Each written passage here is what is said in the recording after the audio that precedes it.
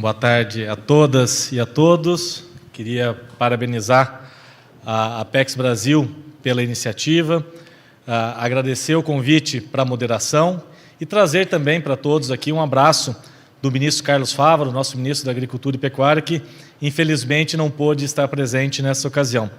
Queria saudar aqui os colegas panelistas, o ministro Paulo Teixeira, do MDA, a Thaís Amaral, pesquisadora da Embrapa Agricultura Digital, e também a Liege Correia, da JBS. E hoje a gente vai falar um pouco, e antes de passar a palavra aqui para os panelistas, a gente vai falar um pouco desses desafios para a construção de um mundo com segurança alimentar.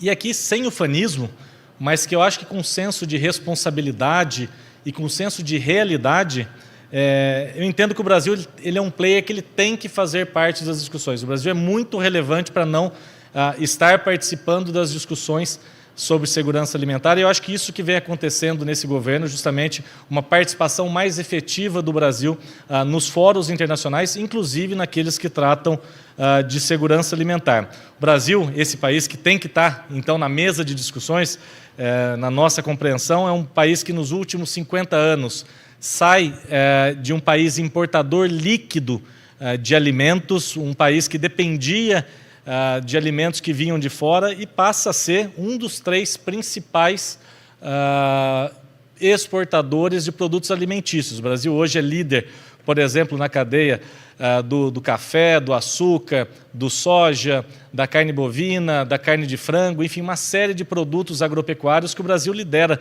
no mercado internacional, mas sem deixar de lado o mercado interno. O Brasil, ao longo desses últimos anos, também cresceu muito a participação, o consumo dos produtos no nosso mercado nacional.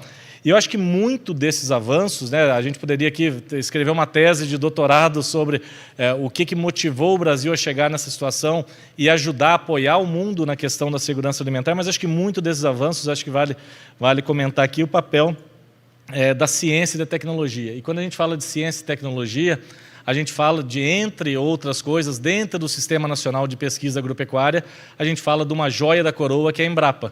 Eu tenho viajado pelo mundo de maneira bastante intensa e sempre que a gente vai e a gente fala o nome da Embrapa, a gente vê que é um Brasil que dá certo. Então, eu acho que isso, muito do que o Brasil conquistou, tem esse papel da Embrapa e de outras instituições de pesquisa que avançaram. Só para vocês terem uma ideia, nesses últimos 50 anos, nós aumentamos 6 vezes a nossa produção agropecuária, ao passo que a gente aumentou apenas 1,5 vezes a nossa quantidade de terra utilizada para as culturas. Então, tudo isso faz com que a gente tenha produtividade, que o Brasil seja reconhecido como um importante parceiro do mundo quando a gente fala de segurança alimentar. E a gente, de uma maneira ou de outra, vai seguir essa linha. Acho que existem alguns programas governamentais que vão nessa linha, o próprio projeto, o programa ABC, para incentivo às práticas sustentáveis. Há também, e acho que aqui vale dizer, um plano safra, que esse ano foi de 475 bilhões, um plano safra recorde que a gente está fazendo, e isso entre aquela agricultura de maior porte, uma agricultura familiar também, tudo isso trabalhando junto para um Brasil que dá certo. Então, eu acho que nós estamos num caminho e agora a gente tem que pensar, em frente a esses novos desafios que se colocam para nós, como aumento da população, a transformação da população indo do campo para a cidade, secas, enchentes, alterações climáticas, dificuldades existentes na produção e depois na comercialização desses produtos, a gente tem que pensar em maneiras alternativas para que a gente possa garantir comida na mesa de forma democrática, que é muito importante, e respeitando esse mundo em transformação. Então, dessa forma, queria então já passar para o ministro Paulo Teixeira, fazendo a seguinte colocação. Ministro, como efetivamente as políticas públicas para a agricultura familiar contribuem na desafiadora construção de um mundo com segurança alimentar? Bom, eu quero dar uma boa tarde a todas e todos. Quero cumprimentar o Luiz Rua, que é o secretário de Comércio e Relações Internacionais do MAPA, a Thaís Basso Amaral, chefe adjunta do Centro de Pesquisa da Embrapa Agricultura Digital, que sucedeu a Silvia lá na Embrapa Digital, não é? A Liege Correia, diretora de sustentabilidade da JBS, e também a Ana Terra, que é secretária de Abastecimento, Cooperativismo e Soberania Alimentar do MDA, que está aqui conosco. O desafio do Brasil é ter soberania alimentar, é fazer com que todos os brasileiros se alimentem adequadamente e com comida saudável. O Brasil, de fato, é um exportador. Ele exporta grãos, exporta proteína, mas o país ele tem uma produção insuficiente de arroz, ele tem uma produção insuficiente de feijão, ele tem uma produção insuficiente de legumes, verduras e frutas. E o alimento, ele não cabe no bolso do conjunto da população. Ele é caro. Então, quais os problemas que nós temos? O primeiro é fazer com que todo brasileiro tenha o direito humano à alimentação saudável, que todo brasileiro tenha acesso a alimentos. E essa é uma obsessão do presidente Lula durante toda a sua trajetória política, né? E, nesse sentido, o desafio é fazer com que todos os brasileiros se alimentem ao menos 3 vezes ao dia, tirar o Brasil do mapa da fome. Isso nós conseguimos em 14, mas as políticas foram desestruturadas, o Brasil voltou para o mapa da fome com 33 milhões em 2023. Esse desafio, em função de várias políticas públicas, hoje nós já conseguimos retirar 24 milhões de brasileiros do mapa da fome, mas é um desafio não do governo apenas, mas de toda a sociedade brasileira, ajudar a tirar o país do mapa da fome. Mas, além de ajudar a tirar o país do mapa da fome, nós temos um outro desafio. Pelo preço da comida, muitas pessoas deixaram de comer os alimentos da cultura alimentar do nosso povo e migraram para ultraprocessados. E nós temos muitos problemas de saúde na população em função de uma má alimentação. E é por isso que a gente tem um outro desafio, que é reeducar o povo para uma alimentação saudável e produzir alimentos em quantidade suficiente para diminuir o preço desses alimentos. O que o governo fez nesses 1 ano e 10 meses que se completam agora, dia 1º de novembro?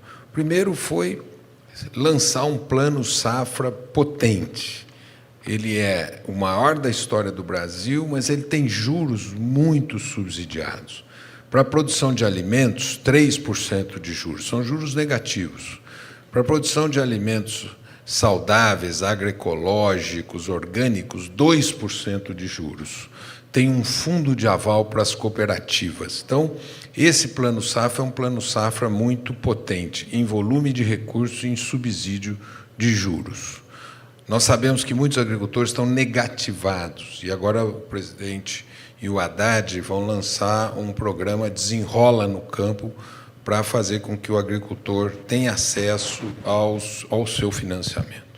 O segundo programa que nós lançamos foi de compras públicas, né? Voltou o programa de aquisição de alimentos, que é um programa que garante uma renda permanente para o agricultor e ele tem no seu orçamento garantido um valor que ele produz, vende para o governo destina às áreas de insegurança alimentar e ele organiza a sua produção, podendo produzir para outras, para o mercado ou outros programas públicos, como é o caso, por exemplo, do programa de alimentação escolar, que deve comprar, no mínimo, 30% da agricultura familiar.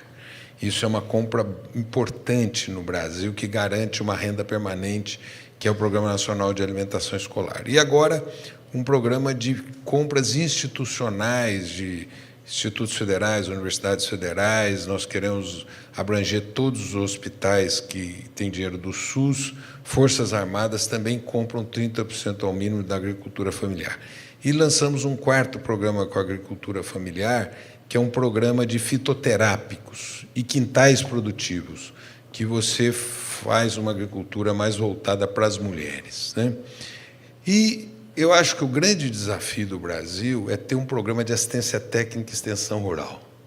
Quer dizer, hoje, em função das mudanças tecnológicas, das mudanças climáticas, que requerem uma agricultura sofisticada, restaurativa, regenerativa e uma agricultura que lide com essas novas tecnologias, não dá para prescindir da assistência técnica e extensão rural. E no Brasil, essas políticas foram desarticuladas. Em 89, foi extinta a empresa brasileira de assistência técnica e extensão rural. E esse é o grande desafio hoje de construir um grande programa de assistência técnica e extensão rural. Eu vejo que o Brasil tem que fortalecer as cooperativas, que são as formas mais evoluídas de organização no campo, de disseminação de assistência técnica e extensão rural, de acesso a mercados.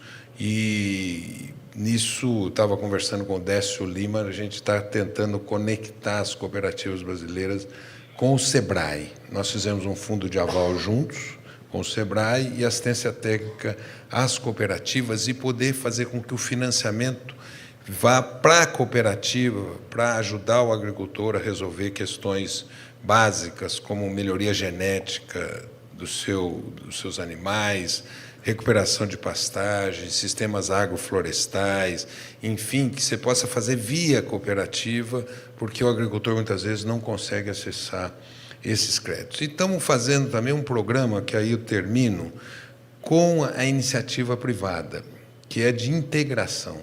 Muitas vezes o investidor fala, eu preciso para produzir alimentos, eu preciso comprar terra. Não precisa, tem terra à vontade no Brasil. Basta fazer parcerias com o agricultor familiar, com as cooperativas, para que elas possam produzir em acordo com a iniciativa privada. Estava falando agora com o Lessa, do BASA, está aqui, né? E o Lessa me disse que acabou de fazer um acordo que envolve 1.000 agricultores no Pará, em que eles produzem, tem um acordo com a empresa dá assistência técnica, dá as mudas, e paga, no começo, até a produção, um pequeno arrendamento, para depois fazer integração. O Brasil tem exemplos muito importantes de integração no Sul.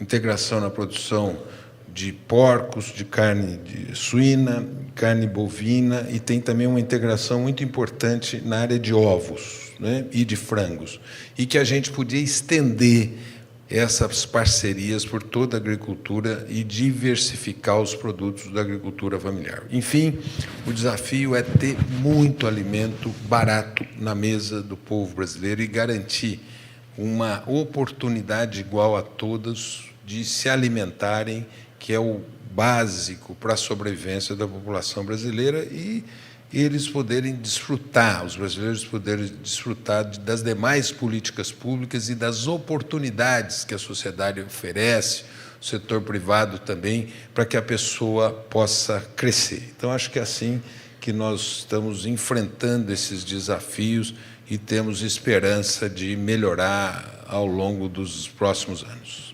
Obrigado, ministro. É igual a nossa esperança como corintianos de que a gente vai fugir do rebaixamento, né? Aí é mais difícil, mas vamos lá, vamos tentar. Mas obrigado, ministro. Thaís, como que a Embrapa tem contribuído para a construção de um sistema agrícola mais sustentável e resiliente? E que eu já emendo uma outra em seguida. Quais são as principais iniciativas e tecnologias desenvolvidas para garantir a segurança alimentar no Brasil e atender a demanda crescente por alimentos no cenário global? Bom, obrigada, bom dia, boa tarde a todos e a todas. Cumprimento também meus colegas de mesa, Luiz Rua, secretário, ministro Paulo Teixeira, Liege. É uma honra estar aqui participando dessa mesa. Bom, a Embrapa possui, né, como missão viabilizar soluções de pesquisa, desenvolvimento e inovação para a sustentabilidade da agricultura, né, pensando no benefício da sociedade brasileira. Então, essa missão vem sendo cumprida aí há 50 anos, né, como todos aí, como você mesmo, secretário, comentou, né, à risca. Então, a gente saiu realmente de um país importador de alimentos para um país hoje que exporta produtos, né, líder em exportações de diferentes commodities, né, mas a gente trabalhou nisso, a gente desenvolveu N tecnologias. Nós temos um exemplo, por exemplo, a questão da fixação biológica de nitrogênio, né, que é uma tecnologia que foi um experimento de uma pesquisadora da Embrapa, que, inclusive, está fazendo o centenário esse ano, que é a doutora Joana Dobenheim, que descobriu a fixação de nitrogênio, né, pelas bactérias Rhizobium da interação com a soja. E isso faz uma economia para o Brasil, só no ano de 2023, de 22 bilhões de reais, né, em fertilizantes. Então, só aí a gente já pode falar de uma tecnologia que hoje é um país que nós temos um país tropical, né, que são poucos os países que conseguem ter esse mesmo aproveitamento que nós temos no Brasil. Então, isso eu acho que é uma vantagem que nós temos aqui. Nós temos uma agricultura tropical baseada em ciência, né, que pode e ajuda o país a produzir mais e melhor nas diferentes cadeias, e que pode também levar e ajudar outros países que também se situam nesse mesmo cinturão tropical no mundo, né, levando essas tecnologias, essa ciência brasileira que a gente aprendeu ao longo desses anos, para também apoiar esses outros países que também precisam melhorar a tecnologia para produzir mais, né? Fora isso, agora, o que nos trouxe até aqui não quer dizer que isso vai nos levar para frente, né? Então, hoje, os nossos desafios são muito grandes. Então, o que a Embrapa, hoje nós estamos falando em Embrapa, o que a Embrapa vai fazer para o futuro, é o 50+, né? Então, a gente já tem um plano para os próximos anos, né? A gente precisa ter uma agricultura mais resiliente, então, a gente está investindo em agricultura regenerativa. Nós estamos trabalhando com a descarbonização das cadeias, né, de várias cadeias.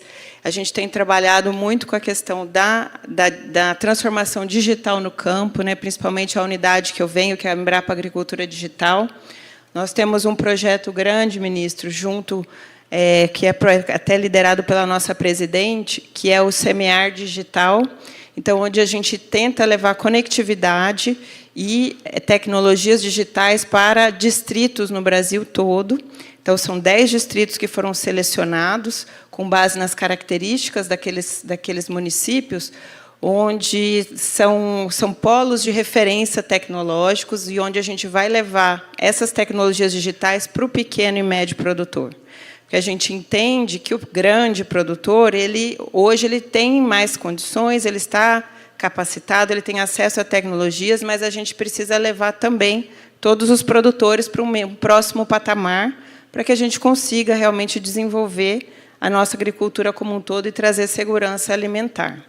Então, nós temos um outro programa, que é o programa da TER Mais Digital. Então, como o próprio ministro falou, existe uma deficiência no Brasil em assistência técnica, e hoje nós temos uma parceria tanto com o MAPA, com o Ministério da Agricultura, como o Ministério do Desenvolvimento, para levar as tecnologias da Embrapa de forma digital para apoiar essas atividades, ações de transferência de tecnologia para os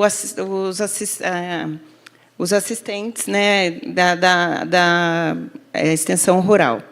Então, são essas algumas das, vamos dizer assim, né, das coisas que nós temos pensado, que nós temos feito, né, para que consigamos, aí, no futuro, juntos, né, porque a gente sabe que como são problemas multidisciplinares, nós precisamos também parcerias público-privadas para que a gente consiga realmente garantir a segurança alimentar, não só do Brasil, como para o mundo também.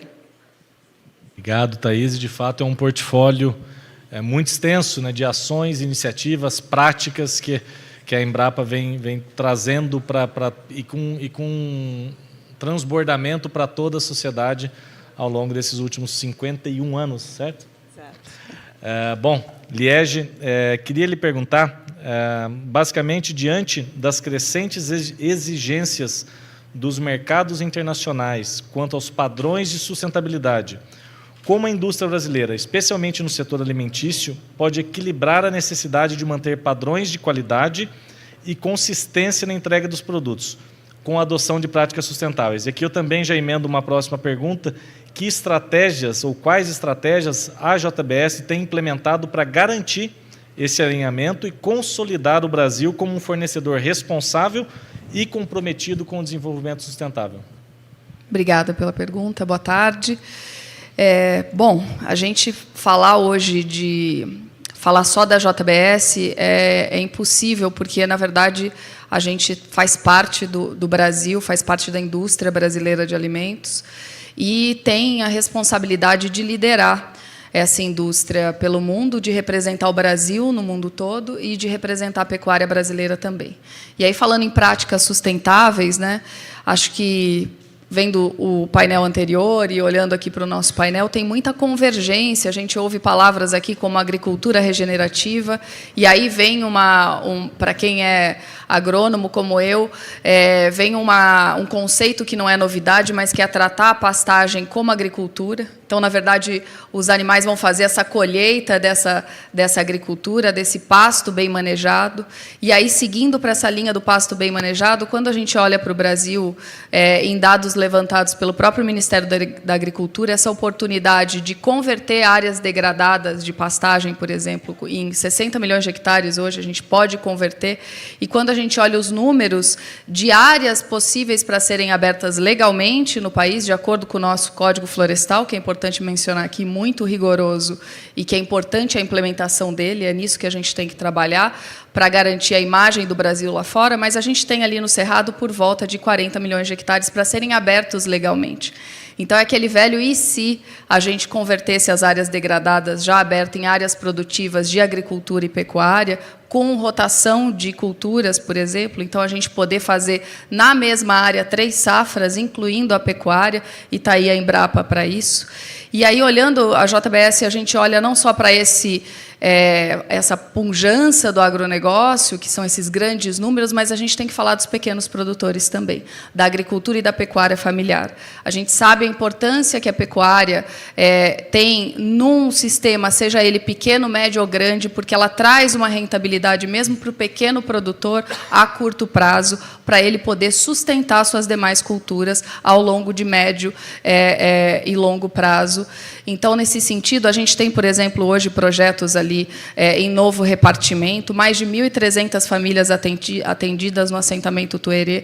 É um assentamento hoje que é líder e muito premiado, o cacau daquela região, mas a gente sabe da importância também de integrar a possibilidade de uma pecuária de cria, por exemplo, para que nessa mesma área o agricultor, o produtor rural, possa ter ali a pecuária, a agricultura e fazer dos seus alimentos essa perenidade de lucratividade e rentabilidade no campo. Então, a gente está falando aqui, né, dessa responsabilidade como empresa, mas também dessa responsabilidade como Brasil, porque a gente não adianta ser grande só nos números de exportação, mas também a gente precisa ser grande com as pessoas. Então, pensando nesse tripé aí do ambiental, do social e da governança, como é que a gente olha para esse social, que são as pessoas? 6,5 milhões de atividades de propriedades rurais no Brasil, que é o que a gente tem os dados levantados pelo Cadastro Ambiental Rural. A gente precisa pensar nesses 6,5 milhões de famílias que estão aí dependendo de agricultura e pecuária de forma sustentável. Então, como é que a gente faz no nosso negócio, não só na fatia que diz respeito à JBS, mas como é que a gente lidera e estimula esse processo? Então, com exemplos práticos, a JBS hoje a gente tem um programa que chama Escritórios Verdes, a gente lançou em 2021. É um programa que começou com assistência para a regularização ambiental gratuito, continua sendo gratuito. A gente já regularizou mais de 13 mil propriedades rurais de diversos tamanhos, mais focados em pequenos produtores, inclusive não só produtores que abastecem o sistema produtivo da JBS, mas qualquer produtor do Brasil. Ele procura hoje um dos nossos 20 escritórios verdes e recebe orientação e assistência para essa regularização, porque a gente tem uma dificuldade muito grande de acesso a crédito desses produtores que não têm a regularização ambiental hoje. Então, a gente fala muito, né? Vai para a Climate Week, fala de financiamento, fala de finanças sustentáveis, mas a gente não vê esse recurso chegar para o pequeno produtor, que muitas vezes tem interesse em se regularizar, tem interesse em produzir de forma mais sustentável, mas não consegue acessar, e ele fica nessa roda viva sem conseguir sair desse problema de ser escolhido com quem ele vai comercializar e não ter a liberdade de comercializar com todas as empresas. Então, nesse sentido, a gente criou esse programa que chama Escritórios Verdes. Hoje, a gente tem mais de 20 escritórios, não só físicos, mas a gente lançou a parte digital também para os produtores poderem procurar essa assistência, e adicionamos a camada de assistência técnica e gestão. Porque nós identificamos que, depois de regularizado, e agora o que eu faço? Né? Como é que eu fico na minha propriedade rural? Como é que eu produzo de forma mais sustentável? Então, hoje, a gente leva também assistência técnica e extensão rural em parcerias com assistências técnicas locais, porque não adianta a gente sair ali da Faria Lima e querer prestar assistência lá em Marabá, no Pará. Precisa entender a língua local, a cultura local de cada região do país, que a gente sabe que é tão diverso. Então, a gente tem essa parceria também de forma gratuita. E a parte de gestão. O produtor, de qualquer tamanho que seja, precisa entender os números que ele tem ali na propriedade dele, para ele poder planejar e escolher. Então, a gente está falando aqui de uma agricultura, de uma pecuária democrática, inclusiva, e todo mundo pode e deve fazer parte dela. E, por último, só para não estourar o tempo aqui, acho que é importante, tem um dado, eu vi hoje uma pesquisa, tem uma pesquisadora que chama Diana Rogers, e ela tem feito vários estudos sobre a pecuária no mundo.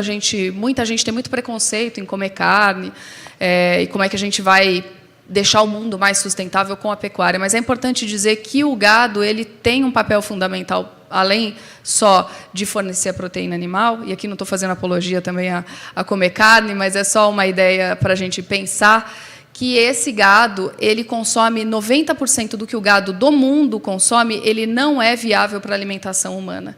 Então, eu brinco que tem assim, um trabalho de um lixeiro de consumir esse resíduo que vai ficar disponível na natureza. Então, ele tem um papel biológico num ciclo de vida do que a gente está falando aqui de sustentabilidade, e produzir mais em menos área. Acho que isso sem dúvida, a vocação do Brasil. A gente já tem feito isso. Tem muita área ainda, tem muita área aberta já que a gente pode converter, produzir e levar pequenos, médios e grandes produtores para essas regiões, para trazer o Brasil e o agro cada vez mais sustentável. Obrigada. Muito bem, Liege. Acho que, de fato, né, são iniciativas, e parabéns pelas iniciativas do Grupo JBS, que acho que, como empresa líder, como empresa global, precisa dar, de fato, esse exemplo, né, para todo o setor no Brasil. Então, as iniciativas, tanto na parte de sustentabilidade, como de segurança alimentar, de apoio à segurança alimentar, tudo isso é muito importante para que isso depois crie também um efeito de transbordar para a nossa sociedade. Ministro, considerações finais? Bom, nas considerações finais, eu gostaria de falar de 3 aspectos. O primeiro deles é sobre uma revolução que tem na agricultura hoje, que nós temos uma agricultura de base química e tem uma transição para uma agricultura de base biológica. E tem no Congresso Nacional uma tentativa de engessar essa mudança, dando aos bioinsumos o mesmo status dos agrotóxicos. Está aqui o Luiz Roberto Barroso. E isso não é uma coisa do pequeno contra o grande, não. Muitos grandes estão fazendo essa transição, mas a indústria impedindo essa transição. Então, eu acho que é importante que o Congresso Nacional legisle no sentido de permitir essa revolução dos bioinsumos no Brasil, para que nós possamos ter uma alimentação mais saudável para o povo brasileiro, né? Então, o pessoal da fruta, o Luiz Roberto, é um grande produtor de frutas e está nessa lida lá no Congresso Nacional. Espero que o Congresso o reconheça. Em segundo lugar, eu acho importante pensar como nós vamos ampliar essas integrações. Por exemplo, recuperação de áreas degradadas para uma pecuária mais... Nós temos várias empresas que estão nos procurando para fazer isso em assentamentos. Isso é, como os assentamentos podem ajudar na recuperação de áreas degradadas e fazer parcerias com as empresas na criação do gado, como que você pode ter florestas produtivas. O pessoal do cacau está nos procurando para isso, do açaí está nos procurando, do café. Como é que a gente pode fazer essas parcerias e ter esses investimentos, a melhoria genética do gado, da agricultura familiar, né? E os modelos de parceria estão sendo muito importantes. E, por último, dizer que a agricultura familiar, que ela tem vários níveis, né? Nós temos até a renda de 600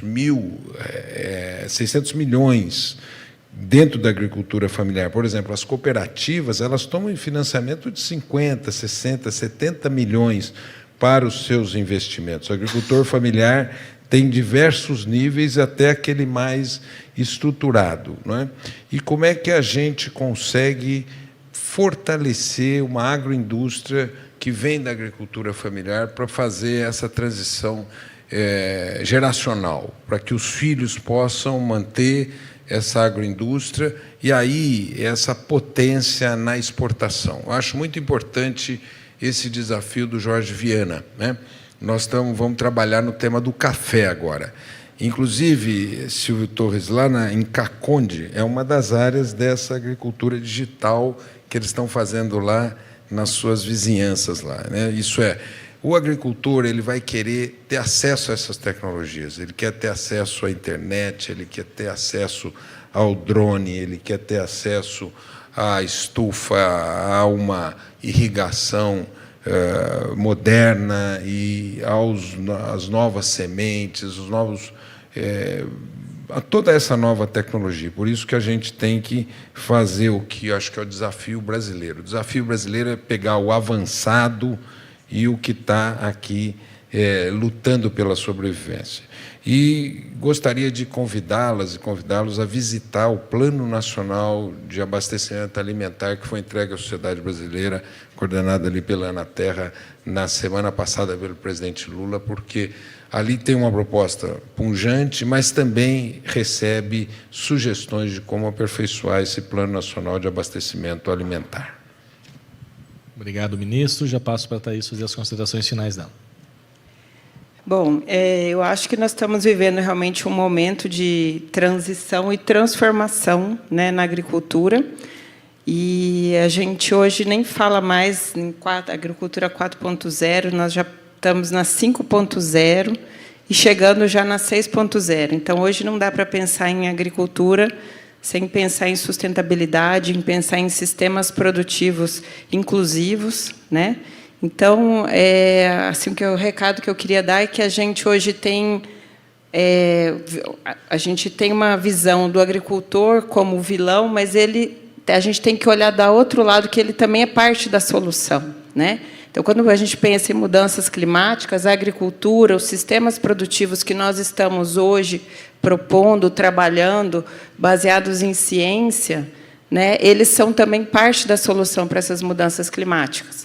Então, agricultura regenerativa, uso de bioinsumos, então, redução de uso de fertilizantes, defensivos químicos, também o uso de ferramentas digitais, tudo isso vai fazer com que a gente chegue mais rápido numa nova agricultura e que a gente consiga realmente superar, né, todos esses problemas. Juntos, a gente vai conseguir fazer essa transformação e fazer com que a gente tenha um futuro mais seguro e próprio para deixar para os nossos filhos um futuro melhor do que a gente viu hoje, que a gente tem hoje no nosso planeta. Obrigado, Thaís. E já emendo para a Liege fazer as considerações finais. Obrigada. Bom, queria agradecer a participação aqui, os meus colegas aqui de painel, obrigada. Nesse sentido que a gente vem falando desse alinhamento, dessas novas gerações, de como é que a gente torna atrativo o campo para essas novas gerações, né? Eu costumo dizer que o agro precisa ser sexy para as novas gerações, né? Falta a gente atrair esse pequeno produtor que também quer ficar ali no campo com a sua família, mas quer produzir com o auxílio de tecnologia. Hoje em dia, a gente vai nos assentamentos e a gente vê que já tem internet, jogos, tem as crianças brincando ali, mas elas querem sair dali, né? Então, como é que a gente torna atrativo esses ambientes? E aí, eu até peguei uma cola aqui para não falar besteira, mas eu queria dizer que todo esse alinhamento que eu venho ressaltando aqui, do quanto a gente tem falado no mesmo sentido, isso é bom. Acho que está todo mundo entendendo, talvez ainda em tempo de chegar em 2050, sem tornar inviável a nossa agricultura e alimentação da população, mas o nosso CEO ele tem liderado a força-tarefa do B20, o Gilberto Tomazoni, e lá eles passaram 3 recomendações já praticamente acatadas pelos ministros da Agricultura para o G20, né? Então, essa força-tarefa do B20, e basicamente são 3 delas, né? Promover o crescimento da produtividade através de desenvolvimento e expansão de tecnologias avançadas, sustentáveis e resilientes. Então, a gente está falando aqui de agricultura regenerativa, biotecnologia e tecnologia digital, assistência técnica e agronômica aos produtores. Então, exatamente o que a gente discutiu aqui no painel. O segundo item, construir modelos inovadores de financiamento e colaboração para apoiar a transição dos agricultores. Nesse tema aqui, o pagamento por serviços ambientais ecossistêmicos, através de créditos de carbono, é essencial. Acho que, como a gente fala aqui, como é que a gente garante o acesso ao crédito e como é que a gente vai remunerar os produtores, porque, afinal de contas, onde a gente tem a oportunidade de preservar produzindo é na propriedade rural, como é que a gente vai remunerar esses produtores por isso. E, por último, fortalecer o sistema multilateral de comércio agrícola com regras não discriminatórias, inclusivas e equitativas, tendo a OMC no seu núcleo para promover a adoção de práticas sustentáveis e melhorar a segurança alimentar. Então, acho que esses 3 itens, que já são as recomendações do B20 ao G20, a reunião vai ser em novembro, o Brasil é líder esse ano, então é importante, acho que a gente está no momento certo, na hora exata, e a gente não pode perder essa oportunidade de passar a mensagem para garantir o futuro das próximas gerações. Obrigada. Obrigado, Liege. Queria agradecer aos panelistas e, só como encerramento, queria deixar aqui 2 mensagens. A primeira, desse Brasil que fala com o mundo todo, né, e que, especialmente com o nosso sul global, o Brasil tem sido muito parceiro. Acho que 2 exemplos muito claros são as novas adidâncias, que a maior parte são em países que a gente vai ter muita troca, muita cooperação, muito trabalho em conjunto com a Embrapa. Temos algumas adidâncias novas que serão divulgadas lá na África, também na Costa Rica, onde a sede do ICA, por exemplo. E hoje, no dia de hoje, o Brasil, né, numa estratégia ganha-ganha, abriu 4 novos mercados lá para o país Gabão, para exportar semente de soja, semente de braquiária, ou seja, tudo isso para apoiar também nessa questão de uma segurança alimentar global. E como o foco desse fórum que a gente está hoje é investimentos, eu queria deixar só a mensagem de que o Brasil, talvez, e o vice-presidente, ministro Alckmin, comentou isso na fala dele, o Brasil ele consegue ser, talvez, das poucas geografias no mundo que tem condições de apoiar na segurança alimentar, na segurança energética e na segurança climática. É o que eu tenho costumado chamar de geopolítica da paz. No mundo de guerra, como que a gente tem visto hoje, cada vez mais se acirrando os conflitos, ser um país que tem essas características e que está aberto também ao investimento estrangeiro para que possa vir e somar. A gente vê, por exemplo, o Programa Nacional de Conversão de Pastagens Degradadas, que já foi citado aqui algumas vezes, e mais uma série de outras ações que a gente tem que trabalhar e está, de alguma forma, apto a receber esse investimento e tendo dentro da nossa cartela, vamos dizer assim, do nosso portfólio, essas 3 características: segurança alimentar, energética e climática. É a geopolítica da paz que faz com que o Brasil seja um país cada vez mais chamado para as discussões nos âmbitos de segurança alimentar e de todos os temas que envolvem a alimentação. Muito obrigado. Poder Monitor, a ferramenta mais completa para monitorar os 3 poderes. Acesse agora poder.cc/monitor e ganhe 30 dias grátis.